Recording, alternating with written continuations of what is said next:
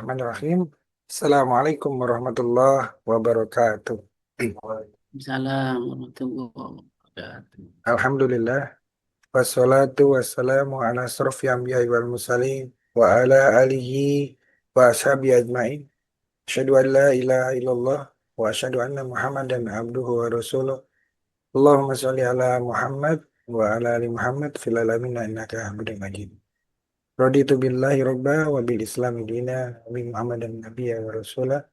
Rabbi sholli sadri wa yassirli amri wahlul 'uqdatam min lisani yafqahu qawli amma ba'd.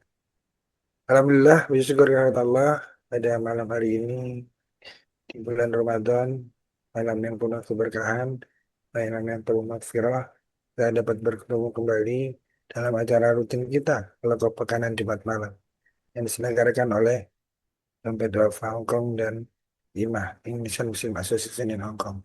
Alhamdulillah Allah mudahkan, Allah lancarkan, dan Allah istiqomahkan pada kita semua untuk dapat senantiasa bersilaturahim, talabul ilmi, dan juga saling berdiskusi, saling berbagi mengenai khasanah keislaman dalam rangka memperluas pengetahuan kita tentang agama Islam, dalam rangka menguatkan keimanan kita, dan dalam rangka saling bersilaturahim di antara kita sesama muslim, khususnya yang ada di Hong Kong dan juga kepada teman-teman yang sudah pernah jadi alumni Hong Kong. Alhamdulillah. Cara ini disiarkan secara langsung melalui media Zoom dan juga live streaming dompet apa Facebook dompet apa Hong Kong. Salam salawat semoga tetap tercurah untuk junjungan kita Nabi besar Muhammad Sallallahu Alaihi Wasallam, para sahabatnya, keluarganya, tabiin, para alim ulama, serta pemirsa yang memperjuangkan agamanya, dan semoga Allah memantaskan kita untuk mendapatkan syafaat dari beliau di yaumil akhir nanti. Amin amin ya rabbal alamin. Yang saya hormati Ustaz Fajar selaku Qiyam Dapat Hong Kong, hingga Ustaz yang ada Ustaz Azmi dan juga Ustaz Aris yang akan menyampaikan memimpin halaqah pada malam hari ini. Terima kasih sudah bergabung bersama juga teman-teman yang sudah bergabung melalui media Zoom dan juga mungkin menyimak di eh, live streaming Dapat Hong Kong. Malam hari ini ada Prof Fatwa sudah hadir. Mudah-mudahan sudah sampai rumah nih kayaknya. Bosan. Oh, masih di jalan nih. Aduh, masih di jalan kayaknya. Malam hari ini kita akan mendiskusikan, menyampaikan, mendengarkan paparan dari kajian dan nasihat dari kita Ustadz Muhammad Faris, apa, apa, Faris, nama lengkapnya panjang bener kan? Sampai nggak cukup tadi bikin filenya. Muhammad Faris Maulana Akbar, SAG MAG. Ya, sebuah topik yang sangat menarik. Al-Quran adalah segalanya. Biasanya ini lagunya kayak kayak ada di judul lagu gitu ya, tapi ini Al-Quran adalah segalanya.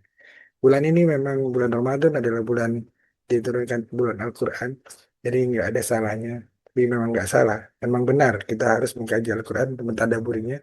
Salah satu bentuk tadaburnya adalah dengan bagaimana kita menjadikan Al-Quran adalah segalanya buat kita. Tidak ada lagi petunjuk dari Allah selain Al-Quran yang bisa kita jadikan pedoman. Karena kesuciannya, originalitasnya, dan banyak orang yang bisa menghafalnya sehingga sangat kecil sekali kemungkinan bahwa Al-Quran itu dipalsukan. Ketika ada yang memasukkan, langsung ya yang tahu.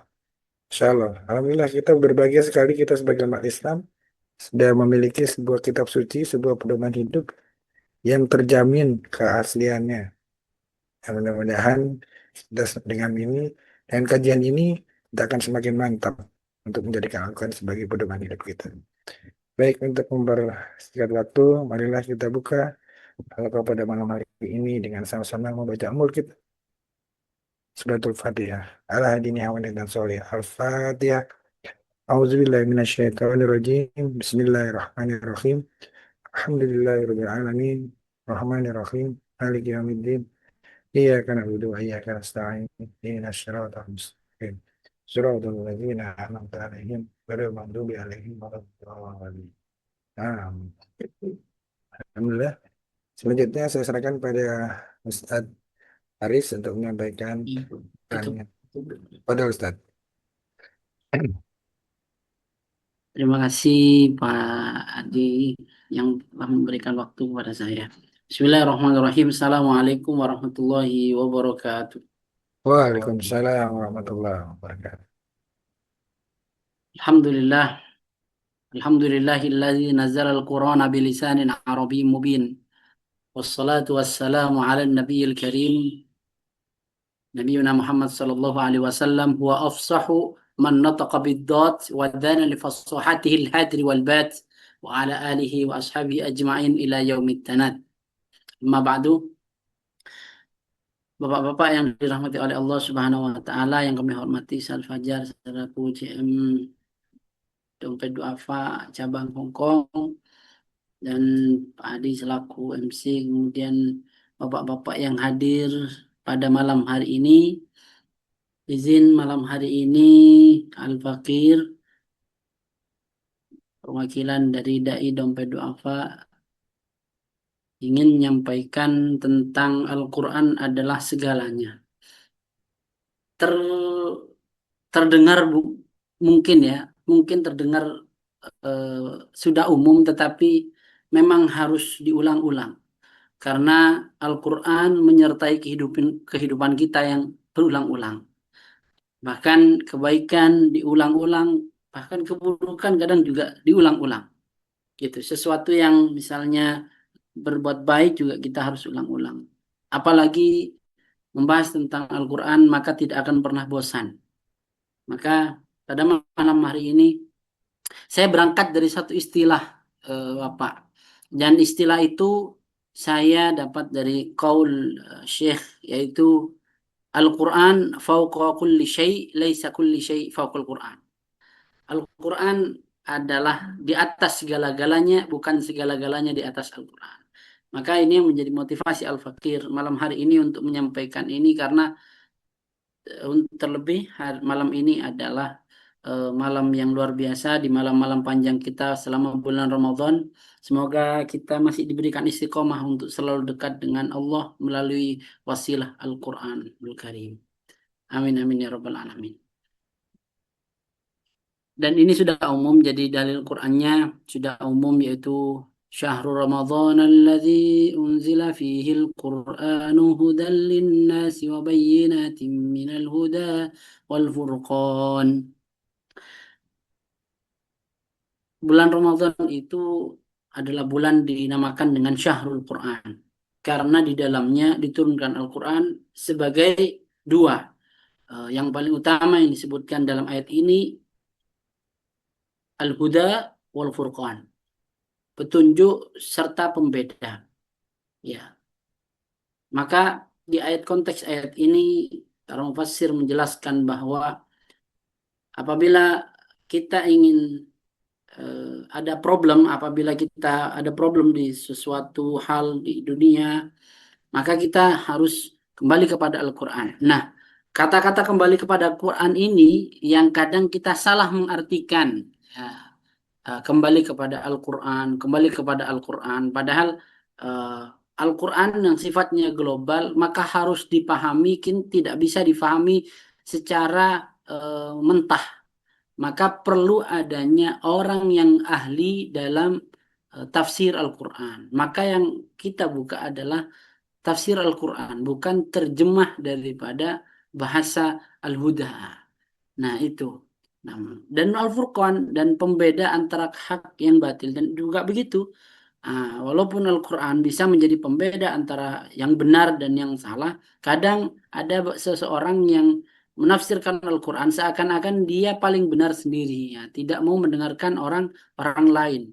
Ya, maka kadang ada suatu kelompok yang sama-sama dalilnya satu tapi berbeda penafsiran. Maka satunya tekstual, satunya kontekstual. Maka yang benar adalah kita memahami Al-Quran secara kontekstual. Ya, di belakang teks itu ada konteksnya. Nah, begitu. Nah, definisi Quran yang kita kenal di beberapa kitab terus, yaitu kalamullah, ya, al-mu'jiz, ya. kalam firman Allah yang bernilai mukjizat diturunkan kepada Nabi Muhammad sallallahu alaihi wasallam melalui malaikat Jibril dalam bahasa Arab. Diriwayatkan secara mutawatir, ya. Kemudian bersambung, ya, tertulis dalam mushaf dan membacanya merupakan ibadah. Nah, mungkin kalau dulu Al-Quran ini kan tidak dibukukan, ya. Mulai dibukukan itu inisiatifnya itu dikumpulkan mulai zaman Abu Bakar sebetulnya. Mulai zaman Abu Bakar itu dikumpulkan ayat-ayat yang tertulis di pelepah kurma, pelepah pisang semuanya di kayu-kayu mungkin. Nah, maka dikumpulkan kemudian dibukukan di zamannya Utsman bin Affan. Makanya di pertama kali disebut dengan Mushaf Utsmani karena terkumpul lengkap kemudian rapi di zaman Mushaf Utsmani dan tidak ada apa nuktoh atau titik-titiknya itu sebetulnya tidak ada. Mungkin bisa mungkin daripada bapak-bapak yang pernah umroh langsung ke Museum Al-Quran di Madinah itu kita lihat itu kan tidak ada apa namanya nuktoh-nuktoh titiknya. Nah, begitu.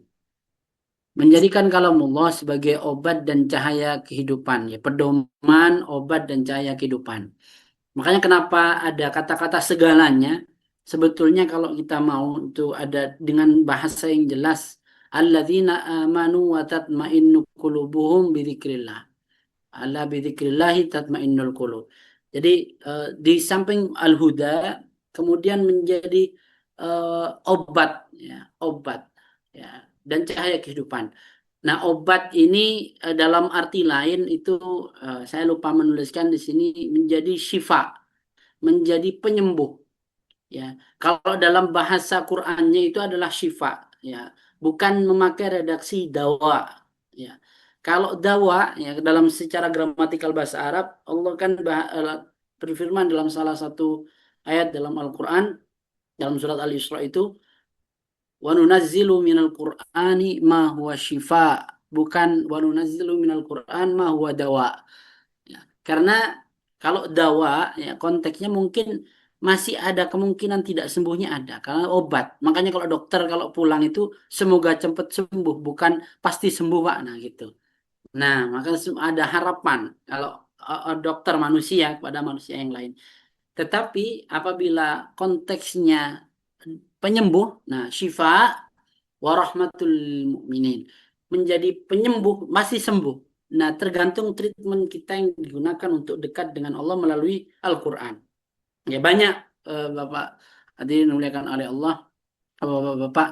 Dan kami pun di pondok itu dulu sering mempraktekkan, ya, betapa luar biasanya air, mohon maaf ya, air hataman Quran itu bagi kami itu luar biasa efeknya begitu, ya. Terutama dulu yang sering khotaman, kalau dulu bahasanya kita itu hotmul Quran, ya. Ada muqaddaman, ada hotmul Quran. Kalau muqaddaman itu dibagi satu juz per orang. Kalau khataman Quran itu kami baca satu kali duduk 30 juz. Nah, itu Pak. Jadi ada sudah di depan kami itu banyak airnya sudah. Nah, itu minta mungkin barokah daripada ayat-ayat Al-Quran itu. Ya, semuanya berangkat dari keyakinan sebetulnya. Tetapi disitulah kemudian apa sebuah energi yang didapatkan dari bacaan-bacaan dari ayat-ayat Al-Quran. Dan kemudian cahaya kehidupan. Makanya saya tadi bilang Al-Quran ini kalau dibaca tenang sebetulnya, ya, tenang. Tapi kecuali mungkin orang yang punya hutang, ya. Kalau punya hutang sepertinya nggak bisa tenang, ya, meskipun baca. Tapi setidaknya apabila dia setidaknya ini bapak-bapak kalau orang dan dibuktikan beberapa kali orang yang punya masalah, orang yang punya problem dalam kehidupan, dia langsung membaca Quran ini setidaknya agak mereda. Sambil di treatment itu mereda. Nah, makanya banyak sekali hari ini orang-orang yang kembali untuk bisa mendekatkan diri kepada Allah melalui kalamnya, melalui kalam Al-Quran.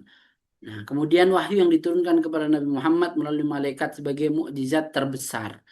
Nah, mukjizat terbesar, setiap para nabi itu kan mempunyai mukjizat masing-masing. Dan mukjizat terbesar para nabi itu yang diberikan kepada Nabi Muhammad SAW yaitu adalah Al-Quran. Menjadi penyempurna dari kitab-kitab sebelumnya. Nah, statusnya sumber utama hukum Islam dan menjadi pedoman hidup bagi seluruh umat manusia. Maka di sini kalau kita tandai sebetulnya kan umat manusia bukan umat Islam sebetulnya. Nah, kalau kita ketahui banyak para peneliti yang kadang mereka baru menemukan hari ini eh, teorinya, tapi apa kenyataannya, padahal teorinya dalam Al-Quran sudah dibahas beberapa tahun lalu, bahkan beribu-ribu, 1.500 tahun yang lalu. Tapi teorinya baru sekarang. Oh, ini mukjizat yang luar biasa bagi seluruh umat manusia.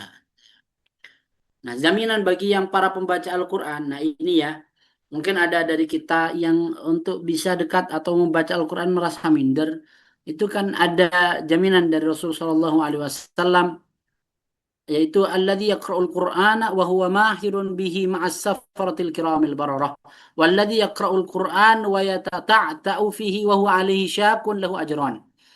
Aisyah radhiyallahu anha berkata, Rasulullah sallallahu alaihi wasallam bersabda, orang yang membaca Quran, ia mahir membacanya, maka ia akan eh, bersama para malaikat yang mulia, ya, bersih dari maksiat dan taat dalam kebaikan. Sedangkan orang yang membaca Quran dengan terbata-bata, mungkin ada yang masih alif la a ba ta dan sebagainya, masih terbata-bata dan merasa kesulitan dalam ketika membacanya, melafalkannya, maka baginya dua pahala. Maka dan ini hadis Sahih Bukhari dan Muslim, dan menjadi jaminan bagi barang siapa yang ingin membaca Al-Quran dengan sungguh-sungguh, mempelajari Al-Quran, ya, tidak usah malu karena Al-Quran tidak pernah mengenal umur, ya. Al-Quran bagi yang mau mendekatinya, insya Allah, ya, kapanpun dan dimanapun kita bisa dekat dengan Al-Quran. Mengapa Al-Quran segalanya? Ya, yang tadi itu karena tadi penawar penyakit hati, kemudian kompas moral dalam membedakan yang benar dan yang batil, kemudian warahmah, ya, kasih sayang Allah bagi mereka yang beriman dan mengamalkannya, ya. Kemudian Al-Furqan, pembeda, standarisasi nilai kehidupan yang abadi. Maka ini yang menjadi motivasi Al-Fakir membahas ini nanti pada malam hari ini, dan nanti juga kita akan simulasi mungkin menghafal Quran, ya, semudah tersenyum insya Allah. Nah, maka Al-Quran, jadi kalau Al-Quran kita cinta kepada sesuatu, maka itu akan cinta kepada kita. Al-Quran itu sepertinya mencari tuan. Jadi kalau dalam bahasa riwayat itu, Al-Quran itu seperti mencari tuan. Jadi akan menjadi syafaat bagi siapa yang membaca atau orang yang selalu menemaninya. Ya, li qiraah au li ashabih. Nah, makanya kalau apabila kita bisa dekat dengan Quran, bisa lebih dekat dengan sering membaca Al-Quran, insya Allah kita termasuk orang ahlullahi wa khasatuh.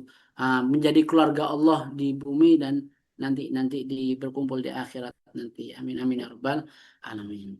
Nah, keajaiban dan keutamaan berinteraksi dengan Quran.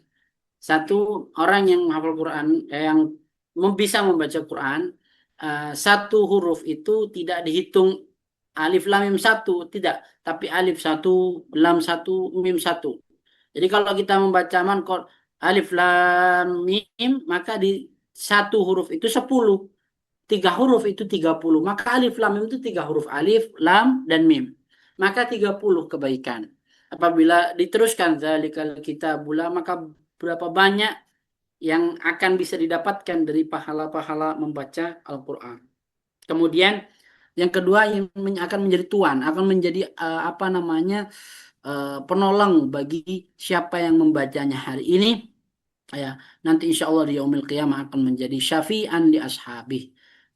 Jadi bapak-bapak yang dirahmati oleh Allah, kalau kita istiqomah dari sekarang, ya, minimal udah hari ke-8 nih bapak-bapak ya.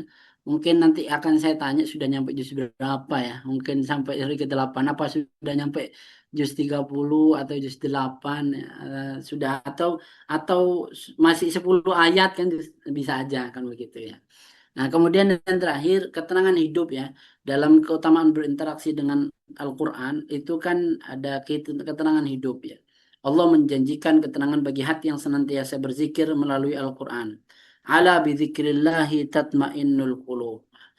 Dulu Pak, ini saya mau cerita. Eh, Saya dulu punya guru yang saya kan mondok dulu. Ada guru saya Pak sebelum beliau menikah tuh istrinya itu ditawari Pak. Jadi maukah engkau akan kujadikan yang kedua katanya Pak. Menawarkan ke istrinya. Ya, istrinya kan pasti kaget ya. Istri mana yang mau jadikan keduanya? Mungkin tapi ada tapi jarang gitu. Dan kemudian ketika menjadi yang ditanya ya, ketika menjadikan ditanya yang kedua, nah kemudian guru saya bilang kepada istrinya, istrinya bilang juga ketika ditanya apa maksudnya dijadikan yang kedua? Dijadikan yang kedua artinya kalau saya ada masalah pasti larinya saya ke istri pertama. Ya, kebetulan guru kami ini hafal Quran 30 juz mungkin. Ya, jadi satu hari itu mungkin kalau murojaah bisa 10 juz beliau sekali duduk itu. Ya, mungkin perlu waktu 2 jam setengah lah 10 juz itu, Pak. Nah, saking saking lancarnya itu, Pak. Nah, apa yang kemudian istrinya bilang, eh, tanya apa yang dimaksud dengan tadi apa namanya istri kedua? Ya, kalau saya punya masalah, saya larinya ke istri yang pertama. Istri pertama itu adalah Al-Quran saya, hafalan saya. Kalau misalnya saya ada masalah, saya akan cross check lagi murojaah saya. Mungkin bisa jadi saya banyak dosa, banyak salah sehingga saya ada ujiannya. Nah, oh kalau seperti itu tidak apa-apa. Nah, ini menjadi acuan kita bahwa kalau bisa seperti itu tidak apa-apa, asal jangan istri yang lain gitu ya. Jadi apa namanya kita menjadi apa motivasi agar kita selalu bisa berinteraksi dengan Al-Quran. Nah, mulia bersama Quran. Kalau kita cross check Pak ya, manusia itu kan sebetulnya biasa saja. Jadi kita umat para nabi itu kan setiap nabi itu pasti punya pengikut dan punya umat. Dan itu biasa saja semuanya. Nah, sampai di umatnya Nabi Muhammad ini kok mulia, lebih mulia daripada makhluk-makhluk yang lain karena karena dia di dititipi atau diamanahi Al-Qur'an yang senantiasa harus dipelajari, diajarkan kemudian diamalkan. Nah, makanya kita menjadi khairukum man ta'allamal Qur'an. Jadi sebaik-baiknya umat itu adalah umatnya Nabi Muhammad SAW karena ada di dalam riwayatnya itu adalah Al-Qur'an di dalamnya. Ada Al-Qur'an senantiasa dibaca. Kemudian ada istilah seperti ini sih. Ada Al-Quran isinya tidak bisa dirubah, tapi isinya bisa merubah kita. Nah, itu istilah kata seperti itu. Kemudian yang kedua, Nabi Muhammad itu menjadi penghulu atau pemimpin para nabi dan rasul. Ya, karena Al-Quran diturunkan kepadanya. Nabi Muhammad ini kan sudah mulia, Pak. Tapi kemuliaan Nabi Muhammad itu bertambah karena Nabi Muhammad diamanahi atau Al-Quran diturunkan kepadanya. Nah, makanya eh, Nabi Muhammad ini sungguh mulia. Sudah mulia, tetapi kemuliaan beliau diparipurna ketika mendapatkan mandat yaitu Al-Quran yang dibawa oleh Nabi Muhammad SAW. Kemudian malaikat Jibril, Pak. Malaikat Jibril sebetulnya malaikat Jibril ini biasa aja. Ya, pada awalnya malaikat Jibril alaihissalam ini malaikat yang sama mungkin dengan malaikat-malaikat yang lain. Kenapa disebut dengan khairul malaikah? Sebaik-baiknya malaikat atau pemimpinnya malaikat. Karena bertugas mulia yaitu membawakan wahyu Al-Quran kepada Nabi Yuna Muhammad SAW. Bulan Ramadan sama sebetulnya. Pada awalnya bulan Ramadan ini adalah bulan yang sama dengan yang lainnya. Ya. Tapi di dalamnya kenapa ada namanya Lailatul Qadar? Lailatul Qadar karena di dalamnya terdapat Al-Quran yang diturunkan pada malam Lailatul Qadar. Nah, jadi ini ya, ini keistimewaannya. Kemudian hari Jumat misalnya. Kenapa Sayyidul Ayyam? Nah, sebetulnya hari-hari itu sama Pak, semuanya itu sama.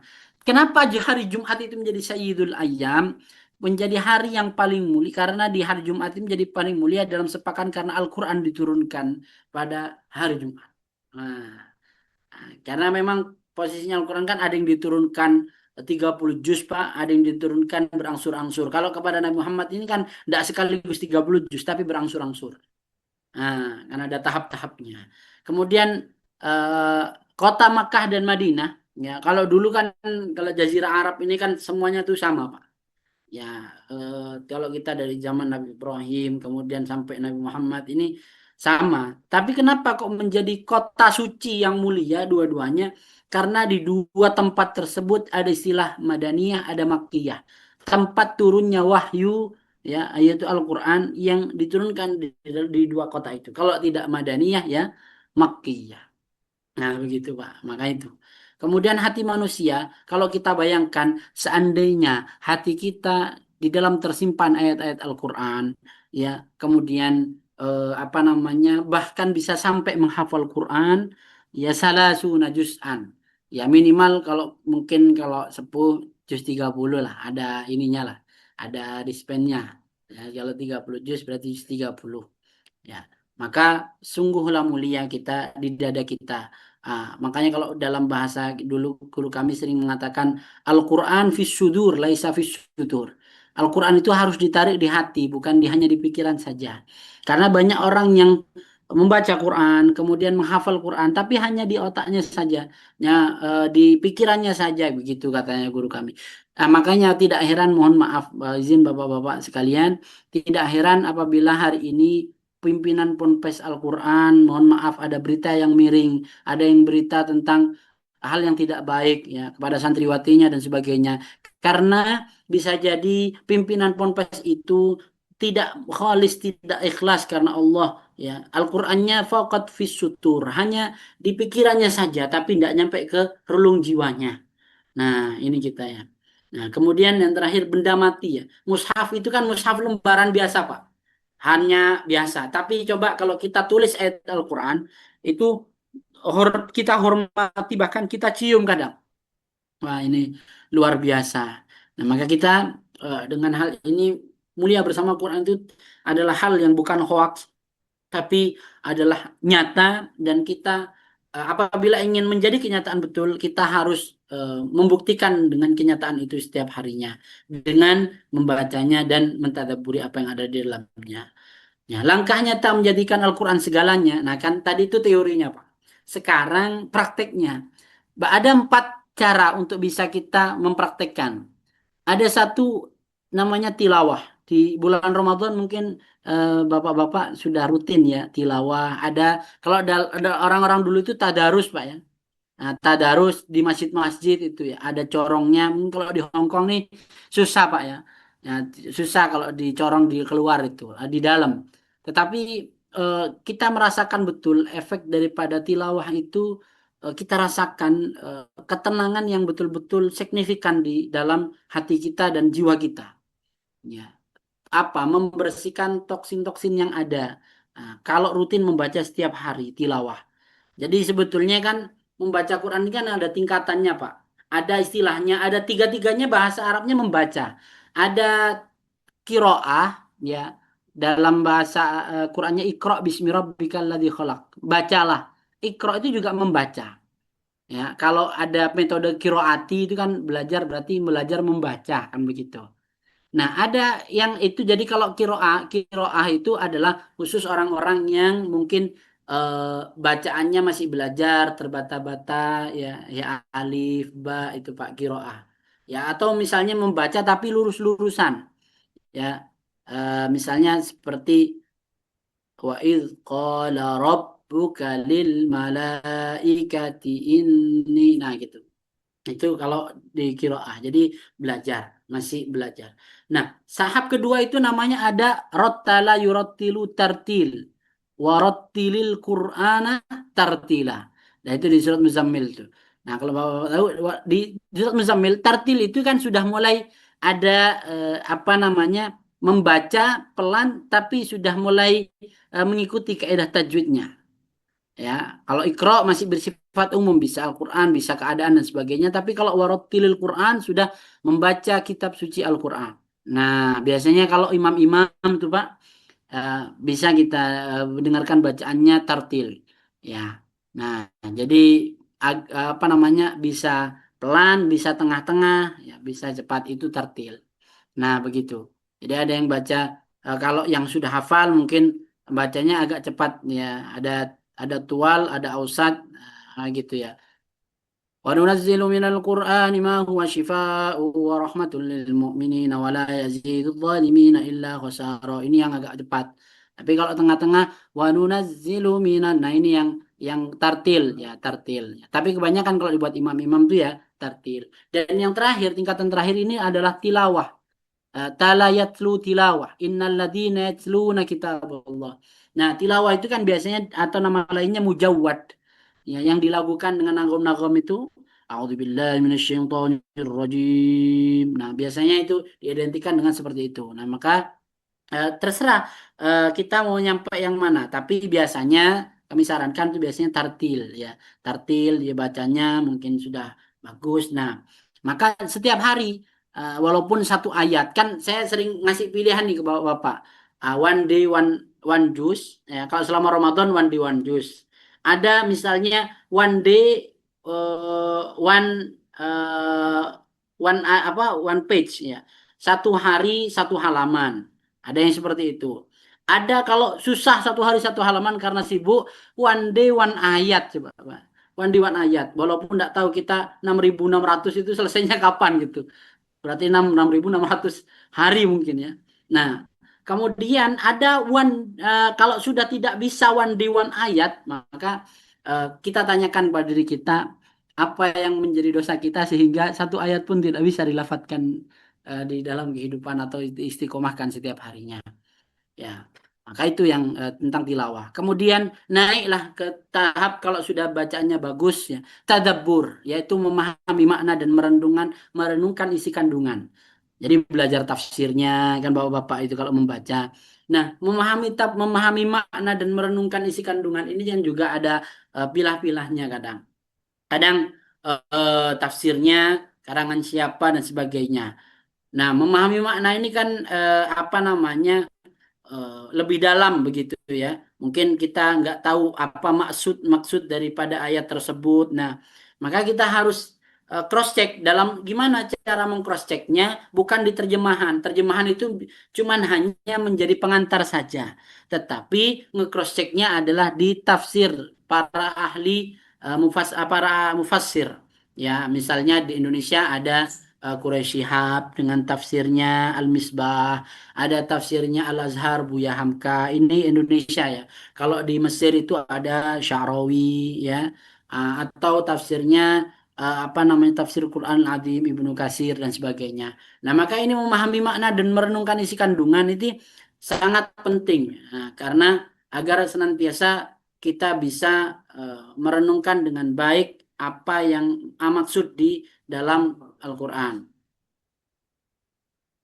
Afala yatadabbaruna al-Qur'an am ala qulubin aqfaluha. Kalau Allah firmankan dalam Al-Qur'an, itu ada tuh salah satu di juz 5 itu Pak, di halaman 10, di halaman 10, afala yatadabbaruna al-Qur'an. Tidakkah engkau memahami Al-Qur'an atau mentadabburi apa yang di dalam Al-Qur'an?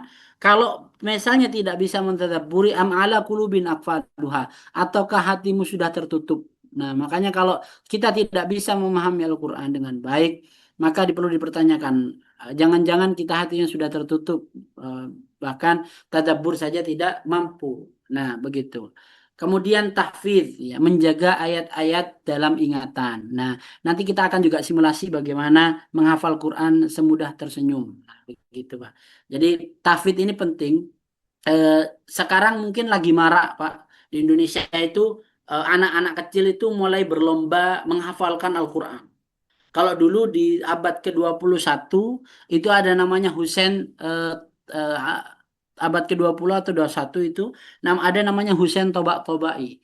Dia asal Iran yang hafal Quran umur 5 tahun beserta maknanya. Wah, ini luar biasa. Kenapa kok bisa beserta menjaga ayat-ayatnya dalam ingatan itu lekat sekali? Ternyata ketika di cross check ayat Al-Quran itu lekat karena orang tuanya menjaga dari barang-barang yang haram. Kemudian ibunya ketika di kandungan itu tirakat setiap malam selalu mendengarkan Al-Quran. Nah, itu terus itu digaungkan. Nah, ini tahfidz ini tidak mengenal umur, Pak. Nah, tahfidz ini tidak pernah mengenal umur. Saya mau cerita sedikit, Pak. Dulu ini kisah nyata dan dulu ada seseorang di Gresik Jawa Timur itu ya, kalau tidak salah mungkin umurnya bisa sekitar 65 atau 70 tahun. Bapak-bapak sudah sepuh. Bapak-bapak ini ingin menghafal Quran. Ya, bapak-bapak ini menghafal Quran, tapi kan apa? Tapi tidak ingin diketahui oleh eh, istri dan anak-anaknya. Nah, karena bapak-bapak ini suka mancing, ya, suka mancing, akhirnya apa? Setiap mau mancing itu, bapak itu ternyata yang di dalamnya itu bukan hanya ada kail, tapi di dalamnya nyimpen Al-Quran. Nah, ini luar biasa, motivasi mungkin bapak-bapak. Tapi kalau di Hong Kong susah untuk mancing biasanya. Tapi kalau di Indonesia, ya bapak-bapak kan suka untuk mancing itu biasanya. Banyak laut, Ustaz. Oh, banyak laut. Oh, iya, benar, benar, benar. Nah, itu ya. Nah, singkat cerita, setiap hari bapak ini pergi pulang, istrinya itu heran. Kenapa? Karena pulang-pulang nggak dapat ikan, tapi bapak ini nggak susah, senang aja. Suatu saat ya, eh, bapak ini pulang dan sakit, ya tidak bisa keluar lagi. Kata dokter, bapak tidak boleh keluar karena tidak bisa kena angin. Tapi bapak ini tetap maksa. Ya karena di itu apa? Jadi sambil nunggu mancing itu ternyata yang dibuka Al-Quran, Pak. Subhanallah ya. Nah, maka suatu saat tidak bisa keluar terbaring di dalam kasur, anak istrinya dipanggil, istrinya juga dipanggil. Bapak ini kemudian mengucapkan hal yang mengagetkan, yaitu saya sebelum saya tidak ada apa namanya, saya ingin disimak hafalan saya selama ini. Wah, namanya anak dan istrinya, sejak kapan Bapak hafal Quran itu, Pak? Bayangkan itu kan luar biasa ya. Al-Quran tidak pernah istri dan anaknya tahu kalau bapaknya ternyata menghafal Quran diam-diam sambil mancing itu. Nah, gitu ya Pak. Mungkin Bapak bisa jadi motivasi ketika kerja diam-diam ada Quran ya, one ayat itu setiap hari. Nah, ketika disimak ya, kemudian sampai 30 juz selesai sama anak dan istrinya sambil menangis, selesai 30 juz, beberapa saat kemudian atau beberapa hari kemudian Bapak ini meninggal dalam keadaan hafal Quran. Jadi tidak ada yang tidak mungkin sebetulnya. Jadi Al-Quran ini tidak pernah memandang umur dalam mencari tuannya yang ingin menghafalnya. Makanya kalau ada yang bilang menghafal Quran itu susah, itu bohong, Pak. Karena menghafal Quran itu mudah, yang susah adalah menjaganya atau mengulangnya itu, Pak. Menghafal sementara, tapi murojaah itu selamanya. Makanya walaqad yassarnal Qur'ana lidzikr fahal mim mudzakir. Dan telah aku mudahkan kata Allah untuk Al-Quran ini untuk dihafal, dipelajari, lidzikr, bisa dihafal, bisa diingat, dipelajari. Fahal mim mudzakir. Apa engkau mau apa namanya, siapa yang mau untuk menjaga Al-Quran ini? Allah kan nanya, fahal mim mudzakir. Siapa sih yang mau menjaga Quran ini? Ayo siapa? Nah begitu ya. Allah menantang itu. Maka betullah kata-kata para ahli Al-Quran bahwa Al-Quran ini segalanya dan bisa kita ingat ya. Berbeda dengan teks-teks yang lain. Mungkin kalau bahasa Indonesia kita lupa cepat itu Pak. Ya teks yang lain itu kita cepat lupanya. Ya misalnya teks apa ya. Teks bahasa Arab pun itu kita kalau pidato sudah dihafal lama itu cepat lupanya. Tapi tidak dengan Al-Quran. Ya karena Al-Quran ini apa mukjizatnya itu, mukjizat itu berbeda, bahasanya juga berbeda ya. Bahkan mohon maaf mungkin ada yang pernah hafal Quran kemudian lupa, ya itu seperti memori yang terpendam itu Pak, seperti memori kadang yang harus diperbaiki lagi dikit itu langsung nyambung lagi ya, luar biasa. Mungkin contoh misalnya, mungkin bapak-bapak pernah menghafal Yasin. Yasin, saya sering tanya Pak, Yasin itu apakah betul-betul dihafal, sengaja dihafal atau eh, dihafal karena sering dibaca? Nah, jawabannya salah satunya adalah sering dibaca Pak, sering mendengarkan. Maka metode menghafal yang salah satunya yang bagus itu adalah simai atau mendengarkan. Kita mendengarkan kemudian menirukan ya. Kalau di Surabaya mungkin Bapak-bapak mungkin pernah hidup di Surabaya. Jadi setiap hari itu Pak, setiap mau sholat ya, terutama maghrib itu eh, ada beberapa yang disetel di radio AM tuh Pak. Kemudian Sair Gus Dur, kemudian Misyari Rosid, sama ada nih. Husari namanya, Qori ya. Ya ayyuhalladzina amanu la tu apa apa terus itu diulang, kemudian nadanya seperti itu. Jadi anak-anak yang setiap sore mendengarkan ayat-ayat itu, la tuqaddimu baina yadayillahi, hafal Pak, karena setiap hari anak kecil itu mendengar. Nah, bisa ditiru, bahkan hafal satu surat itu karena setiap hari. Maka inilah mukjizat Al-Quran itu begitu nyata, apabila apalagi kita menghadirkan Al-Quran di kehidupan kita setiap harinya. Nah, kemudian yang terakhir adalah tadbik, mengamalkan. Ya, setelah membaca, mempelajari, menghafalnya, kemudian tadbik, yaitu mengamalkan nilai-nilai dalam akhlak sehari-hari. Maka kalau dalam hadisnya mungkin bapak-bapak sudah masyhur dengan hadis ini, dari Aisyah itu, Rasulullah SAW kana khuluquhul Quran. Rasul itu kan akhlaknya itu ya Al-Quran, ya, cara ngomongnya, cara berpakaiannya, cara makannya, ya, cara berpenampilan itu Al-Quran, ya, yang menjadi pedoman. Nah, maka eh, Al-Quran tidak cukup hanya dibaca, ya. Kalau membaca mungkin tahap-tahap masih anak-anak, kemudian tadabbur sudah mulai dewasa, kemudian apabila sudah kita memahami bisa kita menghafalnya, kemudian mengamalkan juga ini penting. Khairukum man ta'allamal Quran, kata Nabi, wa 'allamahu. Sebaik-baik dari kalian adalah yang mempelajari dan mengamalkan. Nah, mengamalkan apa yang ada di dalam Al-Quran. Nah, maka ini Pak, nilai-nilai pada bulan Ramadan ini, nilai-nilai Al-Quran ini sangat banyak sekali Pak. Ya, dirangkum mungkin kalau pembahasan sebelumnya bisa dirangkum, eh, berbagi, kemudian zakat, kemudian sholat. Nah, ini dirangkum dalam Al-Quran. Ya, berbaik kepada sesama. Ya, kita di Hong Kong, secara jujur saja memang kita kan berdampingan dengan orang non-Muslim misalnya. Dan di Al-Quran itu juga ada dalilnya. Ya, makanya Allah menciptakan kamu berbangsa-bangsa, ya, bersuku-suku, ya. Tujuannya apa? Lita'arofu. Nah, untuk saling mengenal satu sama lain. Ya, kita mungkin di sini tidak seiman, banyak tidak seiman dengan orang di samping kita, tapi kita apa namanya hidup bertetangga, ya, apa namanya hidup berdampingan dengan orang lain, baik kepada orang lain dan orang lain pun juga akan baik kepada kita. Nah, ini akhlak-akhlak Quran. Dari mana kita mengetahui itu akhlak Quran? Dari tafsir Al-Quran. Bagaimana cara mempraktekkan? Bahkan di dalam Al-Quran kan tidak disebutkan misalnya waktu apa namanya eh, apa namanya waktu subuh, zuhur, asar, isya secara spesifik, ya, tapi dalam hadisnya dilengkapi. Nah, ada di dalam ayat Al-Quran karena Al-Quran ini sifatnya global, maka harus apa dilengkapi dengan hadis Nabi Muhammad Sallallahu Alaihi Wasallam. Nah, begitu. Jadi saling melengkapi Al-Quran dan hadis. Nah, Nah, triknya ini Pak, trik yang tadi saya bilang ya kan simulasi Pak. Nah, maka ini trik menghafal Quran nih Pak ya.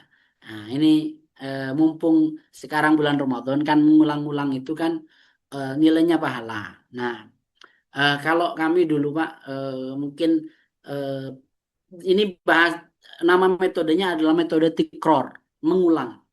Ya, dibaca satu pertama kalau kita ingin menghafal Quran tuh Pak, dibaca berulang-ulang sampai 20 kali. Dibaca sampai lancar, sampai lancar. Dibaca berulang-ulang sampai 20 kali. Nah, nanti dibaca sampai lancar 20 kali. Nah, satu halaman itu jadi gini Pak. Al-Quran kan 30 juz. Satu juz itu ada 10 lembar. Ya, terutama Quran pojok mungkin Bapak-bapak sudah paham ya. Quran pojok itu setiap pojok itu selesai nanti di atasnya gitu. Nah, kalau itu kalau normal Quran Madinah ya, Quran cetakan Toha Putra dan sebagainya Semarang itu jumlahnya 10, satu juz itu 10 lembar 20 halaman. Jadi kanan kiri kan bolak-balik. Nah, itu bisa kita kemudian satu halaman itu dibagi tiga atau dibagi tiga blok atau warna. Ya, nah, kemudian dihafal pelan-pelan, kemudian estafet. Ini saya langsung tunjukkan. Nah, ini Pak ya. Nah, ini kan di atas itu ada warna hijau, ya hijau muda, kemudian ada hijau tua, ya agak-agak beda warnanya. Kemudian yang paling bawah itu adalah biru, Pak. Nah, ini mungkin kelihatan ya, Bapak. Misalnya saya contohkan ya, eh, di atas itu kan ada berapa ini, jadi satu baris, iya Bapak-bapak, satu baris ini ada 15, satu baris atau satu halaman ini ada 15 baris. Jadi misalnya 55 bisa. Nah, 5 atau 6 bisa. Nah, ini contoh yang halaman yang sebelah kanan itu huwallazi khalaqakum min turab ya. Nah, itu kan 5 tuh, 4 5 baru nanti beda. Jadi tidak boleh pindah ke yang hijau sebelum yang lancar ke yang warna hijau muda. Nah, itu trik yang pertama. Ya, jadi makanya dibagi 3 agar memudahkan. Ya, ya, makanya saya yang dibilang estafet itu adalah yang pertama yang harus lancar dulu, kemudian yang hijau yang kedua, baru yang ketiga. Jadi seperti kereta. Kalau menghafal ayat pertama, maka ketika sudah lancar ayat pertama, mau yang kedua, ditarik dari ayat yang pertama baru kedua. Kalau mau menghafal ayat ketiga, ditarik dari ayat pertama sampai ketiga. Jadi 3 1 2 3 4 1 2 3 4 5 1 2 3 4 5, bukan 5 saja, 6 saja. Nah, itu akan hilang di belakangnya. Dan itu banyak kejadian apa santri-santri menghafal Quran karena ingin mengejar kuantitas, cepat hatam, cepat beres, kemudian nggak tahu lancar apa tidaknya. Nah, kalau pengen lancar, tidak tidak kerja 2 kali capeknya, maka pelan-pelan. Ya, seperti tadi. Walladzi khalaqakum min turab. Terus sampai 20 kali, Pak. Huwallazi khalaqakum min turab. Dan catatannya ya harus dilafalkan dengan tajwid yang benar. Agar ketika kita baca ya dengan baik dan benar, biasanya karena orang baca ini bisa juga jadi kebiasaan. Kalau sudah salah dari awal cara bacanya, kemudian nanti terus seterusnya akan salah. Nah, biar tidak salah kita bacanya. Terus kayak gitu. Ya, jadi sudah hafal yang pertama, bait pertama atau baris yang hijau muda, baru yang kedua. Ya, nah, begitu terus seterusnya. Akan itu ayat 67 nih, 67. Huwallazi khalaqakum huwallazi yuhyi wa yumiit. Kalau sudah hafal huwallazi yuhyi wa yumiit, dibaca dari huwallazi khalaqakum terus seperti itu. Nah, kalau seperti itu sudah hafal eh, apa satu halaman, kurang lebih biasanya kalau normalnya santri itu 3 jam, kalau cepat itu biasanya 1 jam setengah sudah hafal Pak. Sebelum subuh ya, ngafal Quran itu kan yang paling baik itu sebelum subuh atau setelah sholat malam jam 3, setengah 3 atau setengah 4. Kami dulu sering menghafalnya setengah 4 atau setengah 3, dan itu sering, dan itu cepat ya, cepat bisa masuk hafalan itu. Nah, bapak-bapak mungkin eh, bisa mencoba. Kalau murojaah kapan? Sore biasanya. Kalau kami murojaahnya sore hari itu bisa memurojaah Al-Quran. Nah, begitu Pak ya. Nah, ini simulasi ya. Mungkin bapak-bapak bisa mencoba. Ini cuman kebetulan ayat panjang. Kalau ayat pendek, ya ayat pendek ini yang kami sulit biasanya eh itu 19. 19 kemudian yang ayat-ayat pendek itu Pak. 19 itu pendek-pendek juga. 23 ya, surat As-Saffat lumayan juga. Tapi insya Allah semuanya bisa. Ya, tidak ada yang tidak bisa. Nah, maka pada akhirnya kita jadikan Ramadan ini sebagai momentum transformasi diri melalui Al-Quran. Maka khairukum man ta'allamal Qur'an wa 'allamahu. Sebaik-baik kalian adalah yang belajar Al-Qur'an dan mengajarkannya. Nah, maka pesan kami untuk bapak-bapak yang dimuliakan oleh Allah Subhanahu wa taala, mari sama-sama kita berinteraksi dengan Al-Qur'an dengan cara kita masing-masing. Kalau dalam bahasa Al-Qur'annya fattaqullaha mastata'tum. Ya, kita bertakwa kepada Allah semampu kita. Dan Rasul Shallallahu Alaihi Wasallam pernah bersabda begini Pak, man syaghalahu qiraatul Quran an dzikri wa mas'alati a'taitahu afdala thawabas sa'ilin.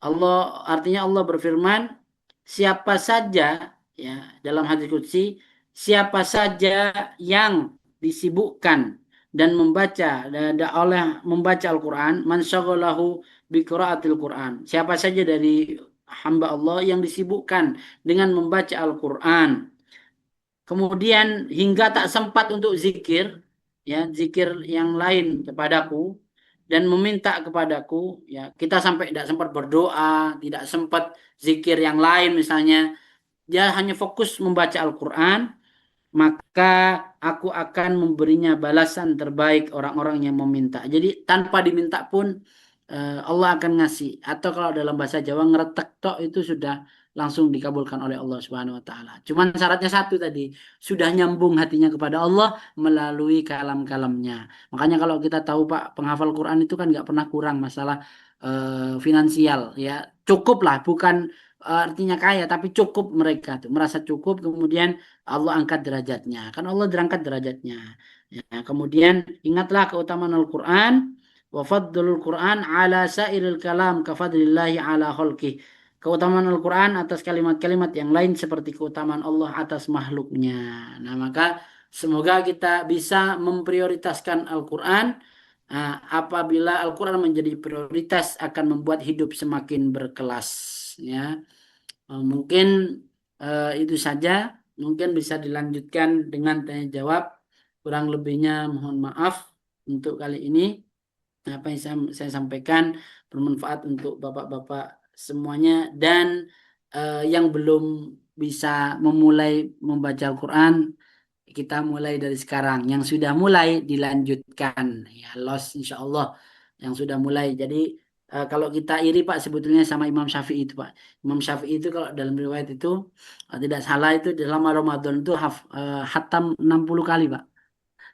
Imam Syafi'i Pak ya. Sehari Dalam dua, riwayat dua kali.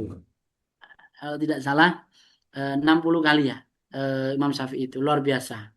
Dan ini menjadi acuan kita. Ya mungkin levelnya beda jauh ya, ulama kemudian waliun min auliyaillah, tapi kita setidaknya bisalah meniru, kalau tidak pun 60 kali ya sekali hajah hatam itu luar biasa. Kalau Imam Syafi'i kan levelnya level up itu Pak ya, apa sudah mungkin di luar kepala, kalau kita Al-Qur'annya di luar kepalanya, jadi hilang semuanya, jadi gitu ya. Jadi ini yang kita harus iri dengan orang-orang soleh itu, orang yang dekat dengan Allah, karena mereka memprioritaskan Al-Quran di dalam kehidupan mereka. Insya Allah Allah prioritaskan kehidupan mereka, baik di dunia maupun di akhirat. Mungkin terima kasih. Itu saja. Wallahu a'lam bishawab. Alhamdulillah, Masya Allah. Al-Quran adalah sebenarnya yang tidak dijabarkan secara detail dan banyak hal. Dan tidak hanya saya yakin bukan segalanya, termasuk tadi juga bimbingan praktek implementasinya, bagaimana kita bisa berinteraksi dengan Al-Quran. Berinteraksi dengan Al-Quran dan mulai dari tilawahnya, tadaburnya, kemudian menghafalkannya dan mengamalkan. Masya Allah. Bulan Ramadan merupakan saat yang paling tepat bagi kita untuk menjadikan Al-Quran sebagai bagian dari aktivitas kita sehari-hari. Kesempatan membacanya ganjarannya dilipat gandakan, dan eh, ini mudah-mudahan dengan kondisi berpuasa, upaya untuk membacanya, apa, mentadaburinya, dan ini menjadi dan menghafalkannya bisa lebih lebih mudah untuk dihafalkan. Dan yang terpenting adalah karena tadi di awal adalah tilawah ya Ustaz ya. Tilawah, nah makanya jangan, nggak ada kata terlambat untuk belajar dan memperbaiki bacaan Al-Quran. Nggak ada kata terlambat untuk eh, belajar Al-Quran. Apalagi sama sekali belum bisa membaca Al-Quran. Bulan Ramadan ini jadikan momentum buat semuanya tuh yang menyaksikan video ini, teman-teman di Facebook yang menyimak di live Facebook dan Doa Hongkong. Doa Hongkong punya program klinik Al-Quran setiap Sabtu dan di Ahad. Dan juga bisa di hari-hari yang lain. ada ustadz yang akan membimbing untuk membaca Al-Quran. Gunakanlah media ini, kesempatan ini untuk teman-teman yang ada di Hong Kong untuk belajar bagaimana yang belum bisa membaca Al-Quran, ayo belajar membaca Al-Quran mulai dari nol. Yang sudah bisa sempurnakan dengan tartilnya, dengan tahsinnya, sehingga makharijul huruf, sifatul huruf, dan tajwidnya bisa sempurna, sehingga nanti sampai ke tah tahfiznya, menghafal Al-Quran. Insyaallah, suatu saat yang membimbing di teknik Al-Quran untuk belajar Hongkong akan membimbing semua yang datang ke untuk belajar Hongkong di kelas web. Baik, saya rasa itu mungkin untuk teman-teman yang di live Facebook dan Belajar Hongkong. Selanjutnya kami akan lanjutkan diskusi di media Zoom. Ini khusus untuk bapak-bapaknya dan kepada yang sudah menyimak di live Facebook dan Belajar Hongkong. Kami ucapkan terima kasih. Semoga kajian malam ini bermanfaat dan selamat menjalankan ibadah puasa. Semoga Allah mudahkan dan lancarkan ibadah kita. Amin, amin, ya rabbal alamin. Kemudian mohon maaf. Assalamualaikum warahmatullahi wabarakatuh.